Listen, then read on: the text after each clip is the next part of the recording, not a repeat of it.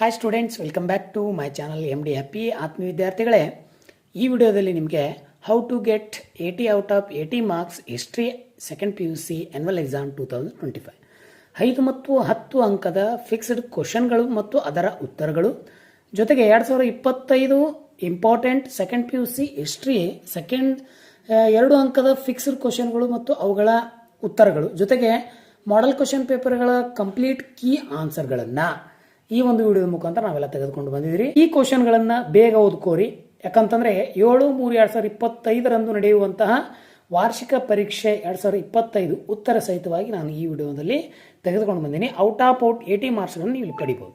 So ವಿದ್ಯಾರ್ಥಿಗಳು, ಇನ್ನೂ ನಮ್ಮ ಚಾನಲ್ ಸಬ್ಸ್ಕ್ರೈಬ್ ಆಗಿಲ್ಲ, ದಯವಿಟ್ಟು ನಮ್ಮ ಚಾನಲ್ ಸಬ್ಸ್ಕ್ರೈಬ್ ಮಾಡ್ಕೊಳ್ಳಿ ಅಂತ ಹೇಳ್ತೀನಿ. ನಮ್ಮದೊಂದು ಸಣ್ಣ ಟೆಲಿಗ್ರಾಮ್ ಗ್ರೂಪ್ ಇದೆ. ಆ ಟೆಲಿಗ್ರಾಮ್ ಗ್ರೂಪ್ನ ಲಿಂಕನ್ನು ನಾನು ಡಿಸ್ಕ್ರಿಪ್ಷನಲ್ಲಿ ಕೊಟ್ಟಿದ್ದೀನಿ. ಆ ಲಿಂಕನ್ನು ಬೆಳೆಸ್ಕೊಂಡು ನಿಮಗೆ ಆ ಗ್ರೂಪ್ನಲ್ಲಿ ಎಲ್ಲ ರೀತಿಯ ನೋಟ್ಸ್ಗಳನ್ನು ಸಿಗ್ತವೆ, ಅವುಗಳನ್ನು ತೊಗೊಂಡು ನಿಮ್ಮ ಸ್ಟಡಿಯನ್ನು ಮಾಡ್ಕೊಳ್ಳಿ ಅಂತ ಹೇಳ್ತೀನಿ. ಕೆಲವು ದಿನಗಳು ಮಾತ್ರ ಇದ್ದಾವೆ. ಸೊ ಇನ್ನೇನು ಎಕ್ಸಾಮ್ಸ್ ನಿಮ್ಮ ಹತ್ತಿರ ಬಂದಿದ್ದೇವೆ. ನಿಮಗೆ 80ಕ್ಕೆ 84 ಗಳಿಸಬೇಕಾಗಿದೆ. ಅದು ಇತಿಹಾಸ ವಿಷಯದಲ್ಲಿ ಯಾವ ರೀತಿ ಅನ್ನೋದನ್ನು ಈ ವಿಡಿಯೋದಲ್ಲಿ ನೋಡ್ಕೊತಾ ಹೋಗಿ. ನೀವು ಕೆಲವು ಪ್ರಶ್ನೆಗಳನ್ನು ನಾನು ಇಲ್ಲಿ ಕೊಟ್ಟಿದ್ದೀನಿ. ಸೊ ಅವುಗಳ ಉತ್ತರವನ್ನು ಇದೇ ವಿಡಿಯೋದಲ್ಲಿ ಕೊಡ್ತೀನಿ. ಸ್ವಲ್ಪ ಮೊದಲು ಪ್ರಶ್ನೆಯ ಒಂದು ಸ್ಕ್ರೀನ್ಶಾಟನ್ನು ತೆಗೆದುಕೊಳ್ಳಿ, ಇಲ್ಲ ಅಂತಂದರೆ ಒಂದು ಕಡೆ ಬರ್ಕೊಳ್ಳಿ. ಯಾಕಂತಂದರೆ ಈ ಪ್ರಶ್ನೆಗಳು ಬರುವಂಥವು ಫಿಕ್ಸ್ಡ್ ಆಗಿ ನಿಮಗೆ 2 ಅಂಕದಲ್ಲಿ ಬರ್ತವೆ. ಸೊ ಭಾಗ ಸಿ ಮತ್ತು ಭಾಗ ಬಿ, ಭಾಗ ಡಿ ಯಲ್ಲಿ ಬರುವಂಥ ಪ್ರಶ್ನೆಗಳು ಫಿಕ್ಸ್ಡ್ ಆಗಿ ಬರೋದ್ರಿಂದ ಸ್ವಲ್ಪ ಇವುಗಳನ್ನು ಗಮನಿಸಿದಾಗ ನಿಮ್ಗೆ ಅರ್ಥ ಆಗುತ್ತೆ. ಈ ಪ್ರಶ್ನೆಗಳು ಬಹಳ ಸರಿ ಬಂದಿವೆ ಪ್ರಿಪರೇಟರಿ ಎಕ್ಸಾಮಲ್ಲಿ, ಮತ್ತು ನಿಮ್ಮ ಎಲ್ಲ ಡಿಸ್ಟ್ರಿಕ್ಟ್ ಪ್ರಿಪರೇಟರಿ ಎಕ್ಸಾಮ್ಗಳು ನನ್ನ ಪ್ಲೇ ಲಿಸ್ಟ್ ಇದ್ದಾವೆ, ನೋಡಿಲ್ಲ ಅಂತಂದ್ರೆ ಹೋಗಿ ನೋಡಿ. ಅಲ್ಲಿ ಇವು ಪ್ರಶ್ನೆ ಪತ್ರಿಕೆಗಳಲ್ಲಿ ಈ ಪ್ರಶ್ನೆಗಳು ಬಹಳ ಬಂದಿರೋದ್ರಿಂದ ನಮಗನ್ಸುತ್ತೆ ಏನಂತಂದ್ರೆ ಇವು ಫಿಕ್ಸ್ಡ್ ಆಗಿ ಬರುವಂಥ ಕ್ವಶನ್ಗಳು. ಸೊ ಭಾಗ ಬಿ, ಸಿ ಮತ್ತು ಡಿ ಅನ್ನು ನೋಡಿ, ಕಾಲಾನುಕ್ರಮವನ್ನು ನೋಡ್ಕೊಳ್ಳಿ, ಮತ್ತು ಈ ಮ್ಯಾಪ್ ಅನ್ನು ಗುರುತಿಸುವುದು ಮತ್ತು ಅವುಗಳ ಸ್ಥಳಗಳನ್ನು ಬಿಡಿಸುವುದು, ಈ ಒಂದು ಪ್ರಶ್ನೆಗಳು ಇಲ್ಲಿ ಬಂದಿರುವಂಥದ್ದು. ಇನ್ನೊಂದು ಮಾದರಿ ಪ್ರಶ್ನೆ ಇಲ್ಲಿದ್ದಾವೆ. ಸೊ ಅವುಗಳನ್ನು ಸ್ವಲ್ಪ ನೀವು ಸ್ಕ್ರೀನ್ಶಾಟ್ ಅನ್ನು ತಗೊಳ್ಳಿ ಅಥವಾ ನೋಟ್ ಮಾಡ್ಕೊಳ್ಳಿ. ಇವುಗಳ ಕಂಪ್ಲೀಟ್ ಕೀ ಆನ್ಸರ್ ಬೇಕು ಅಂದರೆ ಪ್ಲೇ ಲಿಸ್ಟ್ ಅಲ್ಲಿ ಮಾದರಿ ಪ್ರಶ್ನೆ ಪತ್ರಿಕೆ 1, 2, 3 ಈ ಕಂಪ್ಲೀಟ್ ಕೀ ಆನ್ಸರ್ಗಳು ಅಲ್ಲಿನೂ ಕೊಟ್ಟಿದ್ದೀನಿ. ಸೊ ಅವುಗಳನ್ನು ಸ್ವಲ್ಪ ನೀವು ಗಮನಿಸ್ತಾ ಹೋದಾಗ ಈ ಪ್ರಶ್ನೆ ಪತ್ರಿಕೆಗೆ ಉತ್ತರಗಳು ಸಹ ಅಲ್ಲಿ ಬಂದಿವೆ, ಅವುಗಳನ್ನು ಸಹ ಅಲ್ಲಿ ನೀವು ಗಮನಿಸಬೇಕು. ಪ್ರಶ್ನೆಗಳು ಬಂದಿವೆ, ಪ್ರಶ್ನೆಗಳು ಯಾವ ರಿಪೀಟ್ ಆಗಿದ್ದಾವೆ, ಪ್ರಿಪರೇಟರಿ ಆಲ್ರೆಡಿ ಬರೆದಿದ್ದೀರಿ. ಸೊ ಸರ್ ನಾನು ಓದ್ಕೊಂಡಿಲ್ಲ, ಓದಬೇಕಾಗಿದೆ, 2 ದಿನ ಸಾಕು ನಿಮಗೆ. ಈ ಒಂದು ವಿಡಿಯೋ ನೋಡಿದ್ರೆ ನಿಮ್ಗೆ ಕಂಪ್ಲೀಟ್ ಆದಂಥ ಕೀ ಆನ್ಸರ್ಗಳು ಸಿಗ್ತವೆ ನಿಮಗೆ ಅಂತ ಹೇಳ್ತೀನಿ. ಕಾಲಾನುಕ್ರಮನೂ ಭಾಳ ಇಂಪಾರ್ಟೆಂಟು, ಮ್ಯಾಪು ಭಾಳ ಇಂಪಾರ್ಟೆಂಟ್ ನಿಮಗೆ, ಅವುಗಳನ್ನು ಓದ್ಕೊತಾ ಹೋಗಿ. ಸೊ ಬನ್ನಿ, ಹಾಗಾದರೆ ನಾನು ಹೇಳಿದೆ ನಿಮಗೆ 2 ಅಂಕದ ಫಿಕ್ಸ್ಡ್ ಕ್ವಶನ್ಗಳು ಮತ್ತು ಇಂಪಾರ್ಟೆಂಟ್ ಕ್ವಶನ್ಗಳನ್ನು ಈ ವಿಡಿಯೋದಲ್ಲಿ ತೆಗೆದುಕೊಂಡು ಬಂದಿದ್ದೀನಿ ಅಂತೇಳಿ. ಸೊ ಒಂದೊಂದಾಗಿ ಅವುಗಳನ್ನು ನೋಡ್ಕೊತಾ ಹೋಗೋಣ. ಪ್ರಾಚೀನ ಭಾರತದ ಯಾವುದಾದರೂ 2 ವಿಶ್ವವಿದ್ಯಾಲಯಗಳನ್ನು ಹೆಸರಿಸಿ ಅಂತ ಕೇಳಿದ್ದಾರೆ. ಭಾರತದ ಇತಿಹಾಸದಲ್ಲಿ ಪ್ರಾಚೀನವಾಗಿ ಬರುವಂಥ 2 ವಿಶ್ವವಿದ್ಯಾಲಯಗಳಂದರೆ ಅದು ನಳಂದ ವಿಶ್ವವಿದ್ಯಾಲಯ ಮತ್ತು ಕಾಶಿ ವಿಶ್ವವಿದ್ಯಾಲಯ ಅಂತ ಹೇಳ್ತೀವಿ. ನಿಯೋಲಿಥಿಕ್ ಪದದ ಅರ್ಥವೇನು? ನಿಯೋ ಎಂದರೆ ಹೊಸ, ಲಿಥಿಕ್ ಎಂದರೆ ಶಿಲೆ. ನಿಯೋಲಿಥಿಕ್ ಅಂದರೆ ಹೊಸ ಶಿಲೆ ಅಂತ ಅರ್ಥ. ಇದು ಹೊಸ ಶಿಲಾಯುಗ ಎಂಬುದಾಗಿದೆ. ಇದರ ಅರ್ಥ ಇಷ್ಟು ಬರೆದರೆ ನಿಮಗೆ 2 ಅಂಕ ಸಿಗ್ತದೆ. ಸಿಂಧೂ ಜನರ ಶವ ಸಂಸ್ಕಾರ ಪದ್ಧತಿಗಳನ್ನು ತಿಳಿಸಿ ಅಂತ ಕೇಳಿದ್ದಾರೆ. ಸಿಂಧೂ ಜನರು ಏನು ಮಾಡ್ತಾ ಇದ್ರು ಅಂತಂದರೆ ಹೂಳುವುದನ್ನು ಮತ್ತು ದಹನ ಪ್ರಕ್ರಿಯೆಯನ್ನು 2 ರೀತಿಯಾದಂಥ ಒಂದು ಸಂಸ್ಕಾರವನ್ನು ಇಲ್ಲಿ ಅವರು ಮಾಡ್ತಾ ಇದ್ರು. ವೇದ ಕಾಲದಲ್ಲಿ ರಾಜನಿಗೆ ಆಡಳಿತದಲ್ಲಿ ಸಹಾಯ ಮಾಡುತ್ತಿದ್ದ 2 ರಾಜಕೀಯ ಸಂಸ್ಥೆಗಳು ಯಾವುವು ಅಂತಂದರೆ ಒಂದು ಸಭಾ, ಇನ್ನೊಂದು ಸಮಿತಿ ಅಂತ ಹೇಳ್ತೀನಿ. ಬಹಳ ಸಾರಿ ಮರಳು ಕಳಿಸಿವೆ, ನೋಡ್ಕೊಂತ ಹೋಗಿ.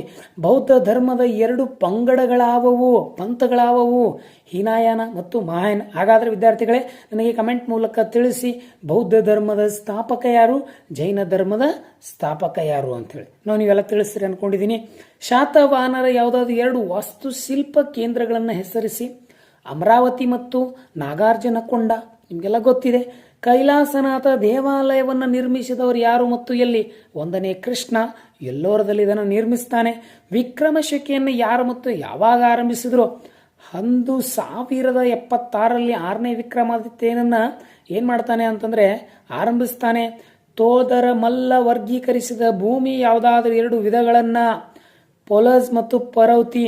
ಹಾಗಾದರೆ ಕಮೆಂಟ್ ಮೂಲಕ ತಿಳಿಸಿ, ತೋದರ ಮಲ್ಲ ಯಾರ ಅರಸನ ಮಂತ್ರಿ ಆಗಿದ್ದ ಅಂತ ಹೇಳಿ. ಇನ್ನು ಸರ್ದೇಜ್ ಮುಖಿ ಅಂದರೆ ರಾಜ್ಯಪಾಲ ಎಂಬ ಅರ್ಥವನ್ನು ಕೊಡುತ್ತದೆ. ಅಂದರೆ ರಾಜ್ಯಪಾಲರು ಸರ್ದೇಜ್ ಮುಖಿ ಅಂತ ಹೇಳಿ ಮರಾಠರಲ್ಲಿ ಕರಿತಾ ಇದ್ರು. ಗೋಳಗುಮಠ ಎಲ್ಲಿದೆ ನಿಮಗೆಲ್ಲ ಗೊತ್ತಿದೆ, ಅದನ್ನು ನಿರ್ಮಿಸಿದವರು ಮೊಹಮ್ಮದ್ ಆದಿಲ್ ಶಾಹಿ. ಇನ್ನು ಶಂಕರಾಚಾರ್ಯರು ಜಗತ್ತಿನ ಮಾಯೆ ಅಂತೇಳಿ ಏಕೆ ಕರೆದ್ರು?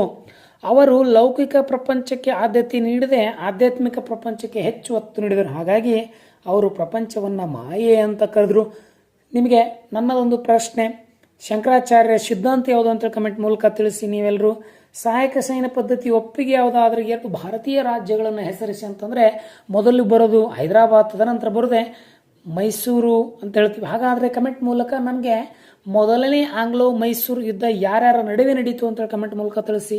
ಇನ್ನು ನಿಮ್ಗೆ ಹೇಳಿದಂತೆ ನಾನು ಫಿಕ್ಸ್ಡ್ ಆಗಿ ಬರುವಂಥ ಭಾಗ ಸಿ ಯಲ್ಲಿ ಯಾವೆಲ್ಲ ಪ್ರಶ್ನೆಗಳು ಬರ್ಬೋದು ಸರ್ ಅಂತಂದಾಗ, ಮೊದಲಿಗೆ ನೀವು ಗಮನಿಸಿ, ಗಾಂಧಾರ ಕಲಾ ಶೈಲಿಯ ಪ್ರಮುಖ ಲಕ್ಷಣಗಳ ವಿವರಿಸಿ ಅಂತ ಕೊಟ್ಟಿದ್ದಾರೆ. ನೋಡಿ ಯಾವ್ಯಾವ ಲಕ್ಷಣಗಳು ಇಲ್ಲಿ ಬರ್ತವೆ ಅಂತಂದ್ರೆ, ನಿಮ್ಮ ಪೀಠಿಕೆಯಲ್ಲಿ ಕಾನಿಷ್ಕನು ಈ ಕಲಾ ಶಾಲೆಯ ಶೈಲಿಯನ್ನು ಮೊದಲಿಗೆ ಪಾಕಿಸ್ತಾನದಿಂದ ಗಾಂಧಾರ ಪ್ರಾಂತದಲ್ಲಿ ಜಾರಿಗೆ ತರ್ತಾನೆ.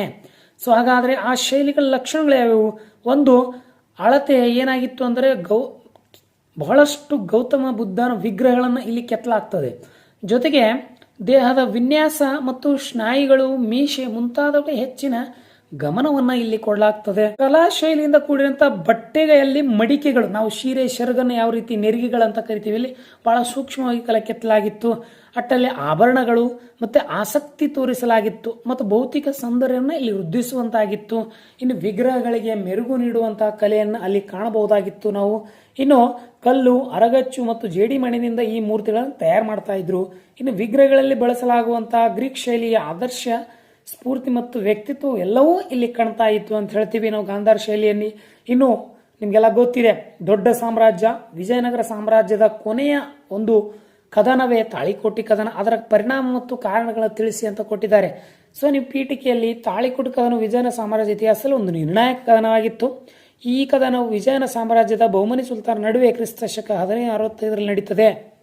ನಾಯಕತ್ವದಲ್ಲಿ ಹಳೆಯ ರಾಮರಾಯ ವಹಿಸಿದ್ದ ವಿರೋಧಿ ಗುಂಪಿನಲ್ಲಿ ಶಾಹಿ ಸುಲ್ತಾನರಲ್ಲಿ ಬಿಜಾಪುರ್, ಅಹಮದ್ನಗರ್, ಗುಲ್ಕೊಂಡ, ಬೀದರ್ ಸುಲ್ತಾನ್ ಈ ರೀತಿಯಂಥ ಕೆಲವು ಏನಪ್ಪ ಅಂತಂದರೆ ಸಮ್ಮಿಶ್ರ ಒಂದು ಸೇನೆಯಲ್ಲಿ ಒಳಗೊಂಡಿತ್ತು.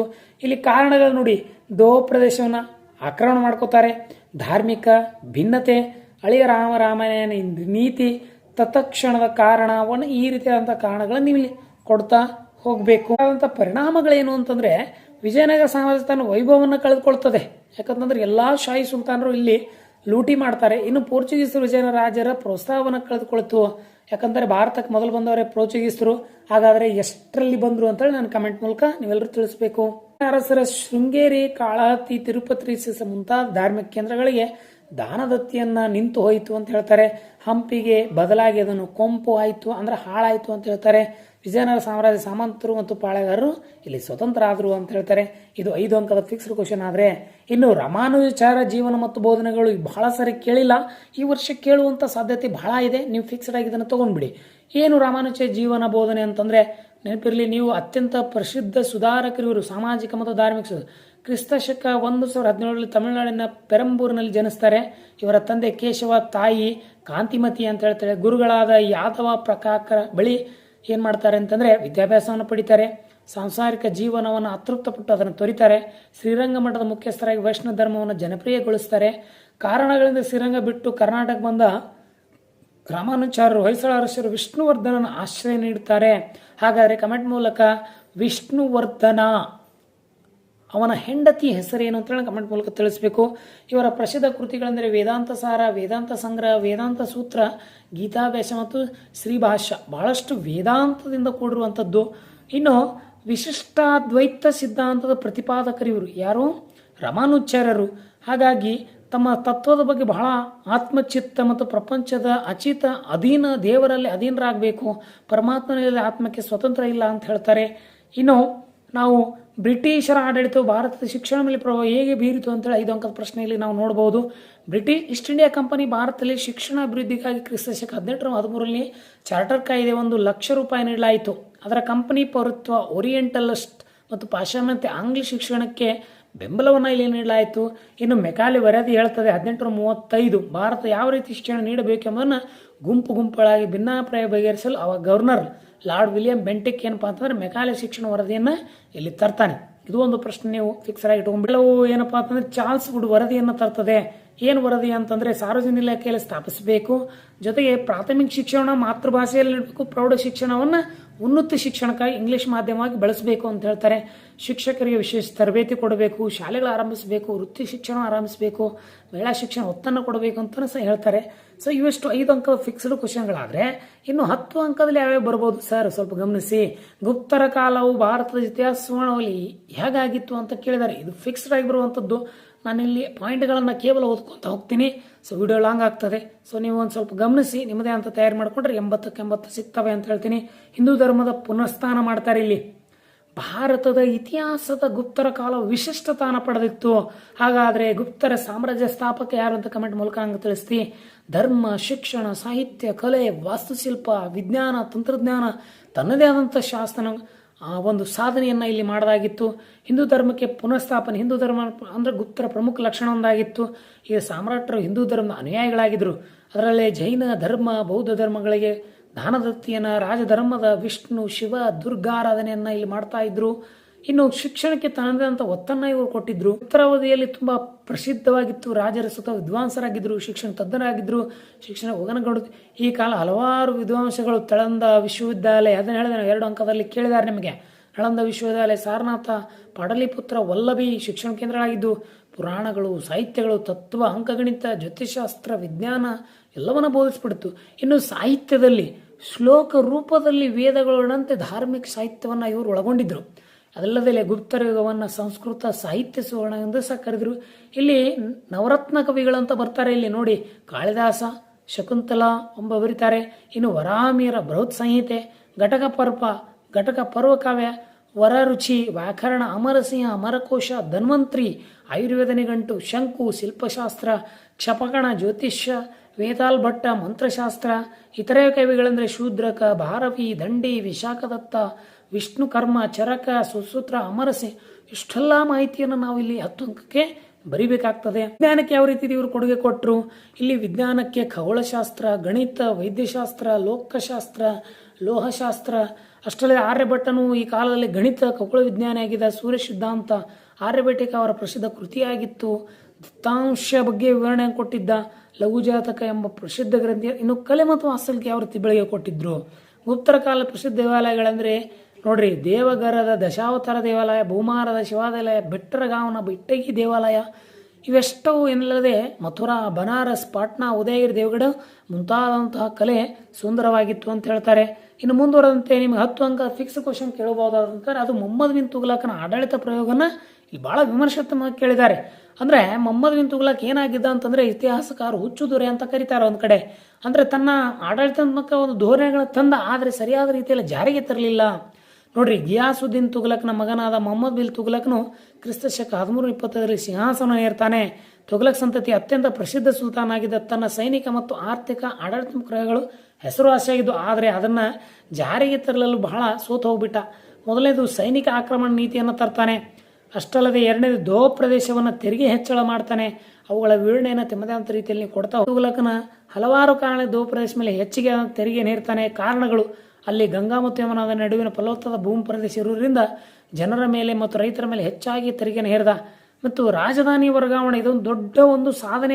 ಏನು ಸಾಧನೆ ಅಂತಂದ್ರೆ ಮೊಹಮ್ಮದ್ ಬಿನ್ ತುಘಲಕ್ ಹಲವಾರು ಕಾರಣಗಳ ತನ್ನ ರಾಜಧಾನಿ ದೆಹಲಿಯಿಂದ ಮಹಾರಾಷ್ಟ್ರದ ದೇವಗಿರಿಗೆ ವರ್ಗಾಯಿಸಲು ಮಾಡಿ. ಯಾಕಂತಂದ್ರೆ ಭಾರತ ಆಗಿಂದಾಗೆ ಏನಾಗ್ತಿತ್ತು ಅಂತಂದ್ರೆ ಪರಕೀಯರ ದಾಳಿ ಹೆಚ್ಚಾಗ್ತಿದ್ದು. ಅದನ್ನ ಹೋಗಲಾಡಿಸಲು ಏನ್ ಮಾಡ್ದ ಅಂತಂದ್ರೆ ದೇವಗಿರಿಯ ದೌಲತ್ ಎಂಬ ಹೊಸ ಹೆಸರಿಟ್ಟು ಅಲ್ಲಿ ಮರುನಾಮಕರಣ ಮಾಡಿ ಸುಲ್ತಾನ್ ದೆಹಲಿಯ ಸಮಸ್ತ ಜನತೆಯನ್ನ ಏನಪ್ಪ ಸ್ಥಳಾಂತರ ಮಾಡಿದ. ಇದು ಒಂದು. ಆದ್ರೆ ಅದು ಸಂಪೂರ್ಣವಾಗಿ ಏನಪ್ಪಾ ಅಂತಂದ್ರೆ ಜಾರಿಗೆ ಬರಲಿಲ್ಲ. ಜನ ಬೇಸತ್ತು ಇವನ ವಿರುದ್ಧ ದಂಗೆ ಇದ್ರು. ಇನ್ನು ಸಾಂಕೇತಿಕ ನಾಣ್ಯಗಳ ಚಲಾವಣೆ ತರ್ತಾನೆ. ಮೊಹಮ್ಮದ್ ಬಿನ್ ತುಘಲಕ್ ನಾಣ್ಯ ಶಾಂತ ಏನ್ ಮಾಡ್ದ ಅಂತಂದ್ರೆ ದುಬಾರಿ ಲೋಹಗಳನ್ನ, ಚಿನ್ನ ಬೆಳೆಯನ್ನು ಉಳಿತಾಯ ಮಾಡುವ ಸಲುವಾಗಿ ಏನ್ ಮಾಡ್ದ ಅಂತಂದ್ರೆ ತೊಗೋಲು ಅಂತಂದ್ರೆ ಗೊತ್ತಲ್ಲ, ಚರ್ಮದ ನಾಣ್ಯಗಳನ್ನ ಜಾರಿಗೆ ತರ್ತಾನೆ. ಇದು ಎಲ್ಲಿ ಏನಪ್ಪಾ ಅಂತಂದ್ರೆ ಟಂಕಿಸಲು ಯಾವುದೇ ತೆರಿಗೆ ಅಥವಾ ನಿರ್ಧಾರವಾದಂತಹ ಅಡೆತಡೆಗಳನ್ನು ತರಲಿಲ್ಲ. ಹಾಗಾಗಿ ಜನರು ಖಜಾನೆಯನ್ನ ಬರಿದಾಗ ಮಾಡಿಬಿಟ್ರು. ಯಾಕಂತಂದ್ರೆ ಎಲ್ಲರೂ ನಾಣ್ಯಗಳನ್ನ ಟಂಕಿಸಲು ಸ್ಟಾರ್ಟ್ ಮಾಡಿದ್ರು. ಮುಂದೆ ಅದು ಖಜಾನೆಗೆ ಹೊರೆ ಆಯಿತು ಅಂತ ಹೇಳ್ಬೋದು. ನಾವು ಭಾರತದ ಮೊದಲ ಸ್ವತಂತ್ರ ಸಂಗ್ರಾಮಕ್ಕೆ ಕಾರಣ ಮತ್ತು ಪರಿಣಾಮಗಳನ್ನು ತಿಳಿಸಿ ಅಂತ ಕೇಳಿದ್ದಾರೆ. ಸೊ ನಿಮಗೆಲ್ಲ ಗೊತ್ತಿದೆ 1857 ಮೊದಲ ಸಂಗ್ರಾಮ ಸಿಪಾಯಿ ದಂಗೆ ಅಂತೇಳಿ ಯಾರು ಕರೆದ್ರು ಅಂತೇಳಿ ಕಮೆಂಟ್ ಮೂಲಕ ನಂಗೆ ತಿಳಿಸಿ. ಮೊದಲನೇ ಕಾರಣ ರಾಜಕೀಯ ಕಾರಣಗಳು. ಏನು, ಬ್ರಿಟಿಷ್ ಪ್ರಾರಂಭದಲ್ಲಿ ವ್ಯಾಪಾರಕ್ಕೆ ಭಾರತಕ್ಕೆ ಬರ್ತಾರೆ, ಆದರೆ ಕಾಲಾಂತರದಲ್ಲಿ ಸ್ಥಳೀಯ ಅರಸರ ಬಲಹೀನತೆಯನ್ನು ಕಂಡು ತಮ್ಮ ಆಂತರಿಕ ಸಂಘರ್ಷಗಳನ್ನು ಬಗೆಹರಿಸಿ ತಾವು ಸದೃಢವಾಗಿ ಇಲ್ಲೇ ಬೇರೂರ್ತಾರೆ. ಅದಕ್ಕೆ ಉದಾಹರಣೆ ಅಂತಂದ್ರೆ ಪ್ಲಾಸಿ ಕದನ ಮತ್ತು ಬಕ್ಸಾರ ಕದನಗಳು, ಮೈಸೂರು ಆಂಗ್ಲೋ ಮೈಸೂರು ಯುದ್ಧ, ಆಂಗ್ಲೋ ಮರಾಠ ಯುದ್ಧ, ಈ ಎಲ್ಲ ದಂಗೆಗಳಲ್ಲಿ ನೀವು ಕಾಣ್ತೀರಿ. ಇನ್ನು ಆಡಳಿತಾತ್ಮಕ ಕಾರಣ, ಬ್ರಿಟಿಷ್ ಭಾರತದಲ್ಲಿ ಕೆಲವೊಂದು ಆಡಳಿತಗಳು ಅಂತಂದ್ರು ಯಾವ ರೀತಿ ಅಂತಂದ್ರೆ ನಿಮಗೆಲ್ಲ ಗೊತ್ತಿದೆ. ಪುರಾತನ ಆಡಳಿತದಿಂದ ರದ್ದುಪಡಿಸಿ ತಮ್ಮದೇ ಹೊಸ ಆರ್ಥಿಕ ನೀತಿಯನ್ನು ತಂದ್ರು. ಬ್ರಿಟಿಷ್ ಪ್ರಜೆಗಳ ಆಡಳಿತ ಉನ್ನತ ಹುದ್ದೆಗಳನ್ನು ಭಾರತೀಯರಿಗೆ ಕಳಪೆ ಹುದ್ದೆಗಳನ್ನು ಕೊಟ್ಟರು. ಸ್ಥಳೀಯರಿಗೆ ರಾಜರಿಗೆ ಕೈಗೆಟುಕುವಂಥ ಎಲ್ಲ ಶೋಷಣೆಗಳು ಮಾಡ್ತಾ ಇದ್ರು. ಇನ್ನು ಆರ್ಥಿಕ ಕಾರಣ, ಬ್ರಿಟಿಷ್ ಈಸ್ಟ್ ಇಂಡಿಯಾ ಕಂಪನಿ ತನ್ನದೇ ಸಾರ್ವಭೌಮ ಆರ್ಥಿಕ ಶೋಷಣೆ ನೀತಿಯನ್ನು ಇಲ್ಲಿ ಜಾರಿ ಯಾವ ರೀತಿ ಅಂತಂದ್ರೆ ನಿಮ್ಗೆ ಗೊತ್ತಿದೆ. ಏನು ಸಹಾಯಕ ಸೈನ್ಯ ಪದ್ಧತಿಗಳನ್ನು, ರೈತವಾರಿ ಪದ್ಧತಿಗಳನ್ನು, ಮಾಲ್ವಾರಿ ಪದ್ಧತಿಗಳನ್ನು, ರೈತರಿಗೆ ಏನಪ್ಪಾ ಅಂತಂದ್ರೆ ದತ್ತುಪುತ್ರ ಹಕ್ಕಿ, ಈ ರೀತಿಯಾದಂಥ ಒಂದು ಆರ್ಥಿಕ ಕಾರಣಗಳನ್ನು ತಂದು ಹೇರಲಪಟ್ಟರು. ಇನ್ನು ಸಾಮಾಜಿಕ ಕಾರಣಗಳು, ತಮ್ಮ ಧರ್ಮವನ್ನ ಭಾರತದಲ್ಲಿ ಏನು ಚಾರಿಟಿಗಳಿದ್ರು ಧರ್ಮದ ಪ್ರಚಾರವನ್ನ ಇಲ್ಲಿ ತಂದ್ರು. ಇನ್ನು ಪರ್ದಾ ಪದ್ಧತಿ, ಯುದ್ಧವಾದ ಗಡುವನ್ನ ಬಿಡುವುದು, ಭಾರತೀಯ ಹಿಂದೂ ಇಸ್ಲಾಂ ಜನರ ಸಾಂಪ್ರದಾಯಿಕ ರೂಢಿಗಳನ್ನು ಅನುಸರಿಸಿಕೊಂಡು ಬಂದಿರುವ ಪದ್ಧತಿಗಳು ಇವನ್ನೆಲ್ಲ ಹೋಗಲಾಡಿಸಲಿಕ್ಕೂ ಶ್ರಮಿಸಿದ್ರು. ಇನ್ನು ಧಾರ್ಮಿಕ ಕಾರಣಗಳು ಹೇಳಿದೆವಲ್ಲ ನಾವು, ಯಾವುದು ಕ್ರಿಶ್ಚಿಯನ್, ಇಸ್ಲಾಂ ಮತ್ತು ಹಿಂದೂ ಧರ್ಮದ ಅವುಗಳ ಧರ್ಮ ಗ್ರಂಥಗಳನ್ನು, ಭಗವದ್ಗೀತೆಗಳನ್ನು ಅರ್ಥವೀನವೆಂದು ಕ್ರಿಶ್ಚಿಯನ್ ಧರ್ಮಕಗಳನ್ನು ಭಾಷಾಂತರಿಸಿ ತಮ್ಮದೇ ಆದಂಥ ಶೈಲಿಯಲ್ಲಿ ಭಾಷಣ ತುಜುರ್ಮೆಯ ಮಾಡಿಬಿಟ್ರು. ಇನ್ನು ಸೈನಿಕ ಕಾರಣಗಳು, ನಿಮಗೆ ಏನು ಒಂದು ಆ ಸೈನಿಕರನ್ನ ಉತ್ತಮ ದರ್ಜೆಗೆ ನೇಮಕ ಮಾಡಿಕೊಂಡು ಭಾರತದ ಸೈನಿಕರನ್ನ ಕೆಳದರ್ಜೆಯಾಗಿ ಮಾಡಿ ಹೀನಾಗಿ ಈಗ ನಾವು ಹೇಳ್ತೀವಿ ಎನ್ಫೀಲ್ಡ್ ಬಂದೂಕನ್ನು ತಂದ್ರು. ಅದು ಭಾರತೀಯರಿಗೂ ಭಾಳ ಶ್ರೇಷ್ಠ ಆಗಿತ್ತು, ಮುಸ್ಲಿಮರಿಗೆ ಹಿಂದಿ ಕನಿಷ್ಠ ಆಗಿತ್ತು. ಈ ರೀತಿಯ ಕಾರಣಗಳು ಭಾಳ ಕಾಣ್ತೀವಿ ನಾವು. ಇನ್ನು ಪರಿಣಾಮ ಏನಂತಂದ್ರೆ ಈ ದಂಗೆಯಿಂದ ರಾಷ್ಟ್ರಮಟ್ಟದ ಸುದ್ದಿ ಆಯಿತು, ಆದರೆ ಜಾರಿಗೆ ಬರಲಿಲ್ಲ. ಜೊತೆಗೆ ಈ ದಂಗೆ ಹಿಂದೂ ಮುಸ್ಲಿಮರ ಏಕತೆಯನ್ನು ಮೂಡಿಸಿತ್ತು. ಈ ದಂಗೆಯಿಂದ ಈಸ್ಟ್ ಇಂಡಿಯಾ ಕಂಪನಿ ಆಳ್ವಿಕೆ ಕೊನೆಗೊಂಡಿತ್ತು. ಕಂಪನಿ ಆಳ್ವಿಕೆ ಕೊನೆಗೊಂಡು ವಿಕ್ಟೋರಿಯಾ ನೇರ ಆಳ್ವಿಕೆ ಒಳಪಡಿತು. ಇನ್ನು ಭಾರತದಲ್ಲಿ ಮೊಘಲ ಆಳ್ವಿಕೆ ಕೊನೆಗೊಂಡಿತು. ರಾಣಿ ವಿಕ್ಟೋರಿಯಾ 1857ರ ಒಂದು ಪ್ರಸಿದ್ಧ ಘೋಷಣೆ ಹೊರಡಿಸಿದಳು. ಭಾರತೀಯರಿಗೆ ಕೆಲವು ಆಹ್ವಾನಗಳನ್ನು ಇಲ್ಲಿ ಕೊಡ್ತಾ ಇದ್ರು. ವಿಡಿಯೋ ಸ್ಪೀಡ್ ಆದರೂ ಏನು ಅಡ್ಡಿ ಇಲ್ಲ, ಸೊ ದಯವಿಟ್ಟು ಇವನ್ನ ಅಡ್ಜಸ್ಟ್ ಮಾಡ್ಕೊಳ್ತಾ ಹೋಗಿ ಅಂತ ಹೇಳ್ತೀನಿ. ಬ್ರಿಟಿಷ್ ಸರ್ಕಾರ ಇನ್ನು ಮುಂದೆ ಭಾರತೀಯ ರಾಜ್ಯವನ್ನು ವಿಲೀನಗೊಳಿಸುವುದಿಲ್ಲ, ದತ್ತುಪುತ್ರರಿಗೆ ದತ್ತುವನ್ನು ಹಕ್ಕನ್ನು ಕೊಟ್ಟರು. ಬ್ರಿಟಿಷ್ ಸರ್ಕಾರ ಆಡಳಿತ ಧಾರ್ಮಿಕ ನಂಬಿಕೆ ಹಸ್ತಕ್ಷೇಪ ಮಾಡುವುದಿಲ್ಲ, ಭಾರತೀಯ ಆಡಳಿತ ಹೆಚ್ಚಿನ ಅವಕಾಶವನ್ನು ನೀಡಲಾಯಿತು. ಈ ರೀತಿಯಂಥ ಒಂದು ಪರಿಣಾಮಗಳನ್ನು ಅಲ್ಲಿ ಆದವು ಅಂತ ಹೇಳ್ತಾರೆ. ನಿಮ್ಗೆ ಹೇಳ್ಬೇಕಂತಂದ್ರೆ ಸರ್ ಎಂ ವಿಶ್ವೇಶ್ವರಯ್ಯವರು ಅದಕ್ಕೆ ಮೈಸೂರು ನಿರ್ಮಾತೃ ಹೇಗೆ ಕರೆದ್ರು ಬಹಳ ಸರಿ ಕೇಳಿದ್ದಾರೆ ಪ್ರಶ್ನೆ. ಇದು ನಾನು ನಿಮಗೆ ಫಿಕ್ಸ್ಡ್ ಆಗಿ ಇಡುವಂಥ ಕ್ವಶನ್. ಫಸ್ಟ್ ಅವ್ರ ಜೀವನವನ್ನು ಬರೀಬೇಕು ನೀವು. ಅವರು ಎಲ್ಲಿ ಹುಟ್ಟಿದ್ರು, ಕೃಷಿ, ಕೈಗಾರಿಕೆ, ವ್ಯಾಪಾರ ಮತ್ತು ವಾಣಿಜ್ಯ, ಸಣ್ಣ ಗುಡಿಗಾರಿಕೆ, ಬ್ಯಾಂಕಿಂಗ್ ವ್ಯವಸ್ಥೆ, ಭಾಷೆ, ಸಾಹಿತ್ಯ, ನೀರಾವರಿ, ಅಣೆಕಟ್ಟು ಮುಂತಾದವುಗಳನ್ನು ತಮ್ಮ ಆಡಳಿತಾವಧಿಯಲ್ಲಿ ತಂದರು. ಹಾಗಾಗಿ ಇವರನ್ನ ಆಧುನಿಕ ಮೈಸೂರಿನ ಶಿಲ್ಪಿ ಅಥವಾ ನಿರ್ಮಾತ ಅಂತ ಕರಿತೀವಿ. ಕ್ರಿಸ್ತಶಕ 1861 ಸೆಪ್ಟೆಂಬರ್ 15 ಚಿಕ್ಕಬಳ್ಳಾಪುರ ಜಿಲ್ಲೆಯ ಮುದ್ದೇಬಿಳಿಯಲ್ಲಿ ಜನಿಸಿದರು. ಹಾಗಾದ್ರೆ ನಾನು ಕಮೆಂಟ್ ಮೂಲಕ ತಿಳಿಸಿ ಇವರ ದಿನವನ್ನು ಏನೆಂತ ನಾವು ಆಚರಣೆ ಮಾಡ್ತೀವಿ. ತಂದೆ ಶ್ರೀನಿವಾಸ, ತಾಯಿ ವೆಂಕಟಲಕ್ಷ್ಮಣ್ಣ. ಉತ್ತಮ ವಿದ್ವಾಂಸರಾದ ವಿಶ್ವೇಶ್ವರಯ್ಯನವರು ಬೆಂಗಳೂರಿನ ಸೆಂಟ್ರಲ್ ಕಾಲೇಜ್ ಪದವಿಯನ್ನು, ಪುಣೆ ವಿಶ್ವವಿದ್ಯಾಲಯ BE ಪದವಿಯನ್ನು ಪಡೆದು BA 1884ರಿಂದ 1909ರವರೆಗೆ ಬಾಂಬೆ ಸರ್ಕಾರದ ಇಂಜಿನಿಯರಿಂಗ್ ಆಗಿ ಸೇವೆ ಸಲ್ಲಿಸಿದರು. ಮೈಸೂರು ರಾಜ್ಯದ ಮುಖ್ಯ ಇಂಜಿನಿಯರ್ ಆಗಿ ನೇಮಕಗೊಂಡು 1912ರಲ್ಲಿ ನಾಲ್ವಡಿ ಕೃಷ್ಣ ಒಡೆಯರ ಮೈಸೂರಿನ ದಿವಾನರಾಗಿ ನೇಮಕಗೊಂಡು ಕಲೆ ಪ್ರಮುಖ ಸರ್ವೋತ್ತಮ ಬೆಳಗ್ಗೆಯನ್ನು ಕಂಡಿತು. ಆಡಳಿತ ಸುಧಾರಣೆಗಳು ನಿಮಗೆಲ್ಲ ಗೊತ್ತಿದೆ. ಒಂದನೇದು ಶಾಸನ ಸಭೆಯಲ್ಲಿ ಸದಸ್ಯರ ಸಂಖ್ಯೆ 18ರಿಂದ 24 ಹೆಚ್ಚಳ ಮಾಡ್ತಾರೆ. ಕೈಗಾರಿಕೆ ಅಭಿವೃದ್ಧಿಯನ್ನು ಮಾಡಿದ್ರು. ಕಬ್ಬಿಣ ಕೈಗಾರಿಕೆ, ಲೋಹದ ಕೈಗಾರಿಕೆ, ಸಾಬೂನು ಕೈಗಾರಿಕೆ ಮತ್ತು ಮನೆಗೆಲಸ, ಚಾಪೆ, ಚರ್ಮದ, ಕಟ್ಟಿಗೆ ಕೈಗಾರಿಕೆ ಇವೆಲ್ಲವನ್ನು ತಂದರು. ವ್ಯಾಪಾರ ಮತ್ತು ವಾಣಿಜ್ಯಗಳನ್ನು ಬೆಳೆಸುವುದಕ್ಕೆ 1913ರಲ್ಲಿ ಮೈಸೂರು ಬ್ಯಾಂಕನ್ನು ಸ್ಥಾಪನೆ ಮಾಡಿದ್ರು. ಶೈಕ್ಷಣಿಕ ಕಾರಣಗಳನ್ನು ತಂದರು. ಜೊತೆಗೆ ಶಿಕ್ಷಣಿಗರಿಗೆ, ಮಕ್ಕಳಿಗೆ, ಮಹಿಳೆಯರಿಗೆ ಎಲ್ಲರಿಗೂ ಶಿಕ್ಷಣವನ್ನು ಕೊಡಿಸಿದ್ರು. ಇನ್ನಿತರ ಸಾಧನೆ, ಕನ್ನಂಬಾಡಿ ಹತ್ತಿರ ಕ್ರಿಸ್ತ 1909 ಕೃಷ್ಣ ಸಾಗರ ಅಣೆಕಟ್ಟನ್ನು ನಿರ್ಮಿಸಿದ್ರು. ಮಂಡ್ಯ ಜಿಲ್ಲಾದ್ಯಂತ ಕೃಷಿ ಅಭಿವೃದ್ಧಿಪಡಿಸಿದ್ರು. ಅಷ್ಟಲ್ಲದೆ ಅವರ ಕೆಲವು ಪ್ರಸಿದ್ಧ ಕೃತಿಗಳಿದ್ದಾವೆ. ವಿಷನ್ ಆಫ್ ಫಾಸ್ಟರಸ್ ಮೈಸೂರು, ರೀಕನ್ಸ್ಟ್ರಕ್ಷನ್ ಇನ್ ಇಂಡಿಯಾ, ಕೈಗಾರಿಕೆಗಳ ದ್ವಿಗ್ಮರಣಗೊಂಡು ಅಭಿವೃದ್ಧಿ, planned economic for India, my moments of the working life ಅಂತೇಳಿ ಈ ರೀತಿಯಾದಂತಹ ಒಂದು ಮೈಸೂರು ನಿರ್ಮಾಪದಲ್ಲಿ ತಮ್ಮದೇ ಆದಂತಹವನ್ನು ತೊಡಗಿಸಿಕೊಂಡಂತಹ ಒಂದು ವಿಶ್ವೇಶ್ವರಯ್ಯ ಇವರ ಬಗ್ಗೆ ನಿಮ್ಮದೇ ಆದಂತಹ ಒಂದು ಪಾಯಿಂಟ್ಗಳನ್ನು ಹಾಕಿ ನೀವು ಬರೆದ್ರೆ ನಿಮಗೆ 10 ಅಂಕ ಸಿಗ್ತದೆ. ಇನ್ನು ಭಾಗ ಹೀಗೆ ಹೋಗ್ತೀನಿ. ನಿಮಗೆ ನಾನು ಫಿಕ್ಸ್ಡ್ ಆಗಿ ನಿಮಗೆ ಕಾಲಾನುಕ್ರಮವನ್ನು ಕೊಟ್ಟಿದ್ದೀನಿ. ಹರಪ್ಪ ನಗರವನ್ನು ಪತ್ತೆ ಹಚ್ಚಿದ್ದು ಎಲ್ಲಿ, ಯಾರು ಅಂತೇಳಿ ನನ್ನ ಕಮೆಂಟ್ ಮೂಲಕ ತಿಳಿಸಿ. ಮೊದಲನೇ ಹರಪ್ಪ ನಗರ ಆದರೆ ತಕ್ಕೊಳ್ಳೋ ಕದಮ ಆಗ್ತದೆ. ಚೋಳರ ಕಾಲದಲ್ಲಿ ಚಿಕ್ಕ ದೇವರಾಜ ಒಡೆಯರು ಬೆಂಗಳೂರನ್ನು ಖರೀದಿಸಿದ್ರು. ಭಾರತದ ರಾಷ್ಟ್ರೀಯ ಕಾಂಗ್ರೆಸ್ ಮೊದಲ ಅಧಿವೇಶನ ಆಯಿತು. ಈ 4 ನಿಮ್ಮ ಅಭ್ಯಾಸದಲ್ಲಿ ಇಟ್ಕೊಂಡು ಹೋಗಿ. ನಕ್ಷೆಯನ್ನು ಕೊಡ್ತಾರೆ. ಅಲ್ಲಿ ತಕ್ಷಶಿಲಾ, ಹಳೆಬೀಡು, ಪಾಣಿಪತ್, ಬಿಜಾಪುರ, ದಂಡಿ ಅಥವಾ ಕೆಲವು ಹಂಪಿಗಳನ್ನು, ಜೊತೆಗೆ ಯಾವುದು ಹರಪ್ಪ, ಮೆಂಜೋದಾರೋ ಈ ಪ್ರದೇಶಗಳನ್ನು ಅಲ್ಲಿ ಕೇಳ್ಕೊತ ಹೋಗ್ತಾರೆ. ಜಲಿಯನ್ ವಾಲಾಬಾಗ, ಪಾಣಿಪತ್, ಆಗ್ರಾ, ನಿಮಗೆ ಕಲ್ಕತ್ತಾ ಕೇಳ್ಬೋದು, ದೇವಗಿರಿ ಕೇಳ್ಬೋದು, ಬೀದರ್ ಕೇಳ್ಬೋದು, ಬಾದಾಮಿ ಕೇಳ್ಬೋದು, ಹಂಪಿ ಕೇಳ್ಬೋದು. ಎಲ್ಲವನ್ನ ಇಲ್ಲಿ ನಾನು ಕೊಟ್ಟಿದ್ದೀನಿ. ಸೊ ಅವುಗಳನ್ನು ಗುರುತಿಸುವಂಥದ್ದು ನಿಮ್ಗೆ 5 ಅಂಕ ಆದರೆ ಅವುಗಳ ವಿವರಣೆ ಕೊಡುವುದು ನಿಮಗೆ ಬಹಳ ಇಂಪಾರ್ಟೆಂಟು. 5 ಅಂಕ. ನಾನು ಇಲ್ಲಿ ಸ್ವಲ್ಪ ಶಾಲಪಡೆ ಕೊಟ್ಟಿದ್ದೀನಿ. ಇದು ತಕ್ಷಶಿಲಾ ಪಾಕಿಸ್ತಾನದಲ್ಲಿದೆ. ಗಾಂಧಾರ ಪ್ರಾಂತ್ಯದ ರಾಜಧಾನಿಯಾಗಿತ್ತು. ತಕ್ಷಶಿಲಾ ವಿಶ್ವವಿದ್ಯಾಲಯ ಪ್ರಾಚೀನ ಭಾರತದ ಪ್ರಮುಖ ಶೈಕ್ಷಣಿಕ ಕೇಂದ್ರವಾಗಿತ್ತು. ಕೌಟಿಲ್ಯ ಒಬ್ಬ ಶಿಕ್ಷಕನಾಗಿದ್ದ. ಹಳೆಬೀಡು ಇದು ಹಾಸನ ಜಿಲ್ಲೆಯಲ್ಲಿದೆ. ಆರಂಭಿಕ ಹೆಸರು ದೌರ ಸಮುದ್ರ. ಇದು ಹೊಯ್ಸಳ ರಾಜಧಾನಿಯಾಗಿತ್ತು. ಶಾಂತಲೇಶ್ವರ ಮತ್ತು ಹೊಯ್ಸಳೇಶ್ವರ ದೇವಾಲಯಗಳಲ್ಲಿ ಕಂಡುಬೀಳ್ತವೆ. ಪಾಣಿಪತ್ ಇದು ಹರಿಯಾಣ ಜಿಲ್ಲೆಯಿದೆ. ಇದು ಭಾರತದ ಇತಿಹಾಸದಲ್ಲಿ ಒಂದು ದೊಡ್ಡ ಯುದ್ಧ ಭೂಮಿಯಾಗಿತ್ತು. ಬಾಬರ್, ಇಬ್ರಾಹಿಂ ಲೋಧಿ ನಡೆದಂಥ ಮೊದಲನೇ ಪಾಣಿಪತ್ ಕದನ, ಎರಡನೇ ಪಾಣಿಪತ್ ಅಕ್ಬರ್ ಮತ್ತು ಹಿಮಾಯು ನಡುವೆ ನಡೀತದೆ. ಇಲ್ಲಿ ಅಹ್ಮದ್ ಶಾ ಅಬ್ದಾಲಿ ಮರಾಠರ ನಡುವೆ ನಡೆದ 3ನೇ ಪಾಣಿಪತ್ ಕದನ. ಹಾಗಾದರೆ ಮೊದಲನೇ ಪಾಣಿಪತ್ ಕದನ, ಎರಡನೇ ಪಾಣಿಪತ್ ಕದನ, 3ನೇ ಪಾಣಿಪತ್ಗಳು ಯಾವ್ಯಾವ ನಡೀತು ಅಂತ ಹೇಳಿ ನೀವು ವಿಶ್ವನ ಕಮೆಂಟ್ ಮೂಲಕ ತಿಳಿಸಿ. ಬಿಜಾಪುರ್ ಇದು ಕರ್ನಾಟಕ ಉತ್ತರ ಭಾಗದಲ್ಲಿ. ಇದರ ಆರಂಭಿಕ ಹೆಸರು ವಿಜಾಪುರ್. ಇದು ಆದಿಲ್ ಶಾಹಿ ರಾಜಧಾನಿ ಆಗಿತ್ತು. ಗೋಲ್ ಗುಂಬಜ, ಇಬ್ರಾಹಿಂ ರೋಜಾ, ಅರಸ್ ಮಹಲ್, ಬರಾಕಮನ್ ಬಹಳ ಸ್ಮಾರಕಗಳು ನೋಡಲಿಕ್ಕೆ ಕಣ್ಣು ಸೆರೆಯಾಗಿವೆ. ಅವುಗಳನ್ನು ಗಮನಿಸಿ. ಇನ್ನು ದಂಡಿ ಇದು ಗುಜರಾತ್ ಪಶ್ಚಿಮ ಕರಾವಳಿಯಲ್ಲಿದೆ. ಮಹಾತ್ಮ ಗಾಂಧೀಜಿಯವರು ಉಪ್ಪಿನ ಸತ್ಯಾಗ್ರಹವನ್ನು ಇಲ್ಲಿ ಕೈಗೊಂಡ್ರು ಅಂತ ಹೇಳ್ತೀನಿ. ಸೊ ಆತ್ಮೀಯ ವಿದ್ಯಾರ್ಥಿಗಳು, ನಿಮಗೆ ಇವು how to get 80 out of 80 ಮಾರ್ಕ್ಸ್ನ ಇಷ್ಟರಲ್ಲಿ ತಗೋಬಹುದು. 5, 10, 2 ಅಂಕದ 1 ಅಂಕದ ಫಿಕ್ಸ್ ಕ್ವಶನ್ಗಳನ್ನು ಕೊಟ್ಟಿದ್ದೀನಿ. ಆ ವಿಡಿಯೋ ಎಲ್ಲವನ್ನು ಗಮನಿಸ್ತಾ ಹೋಗಿ. 7 ಮತ್ತು 3, 2025 ನಡೆಯುವಂಥ ಪ್ರಶ್ನೆಗೆ ನಿಮಗೆಲ್ಲರಿಗೂ ಆಲ್ ದ ಬೆಸ್ಟ್ ಅನ್ನು ಹೇಳ್ತಾ ಈ ವಿಡಿಯೋನ ಇಲ್ಲೇ ಕೊನೆಗೆ ಮಾಡ್ತೀನಿ. ಸೊ ಧನ್ಯವಾದಗಳು. ನಮಸ್ಕಾರ.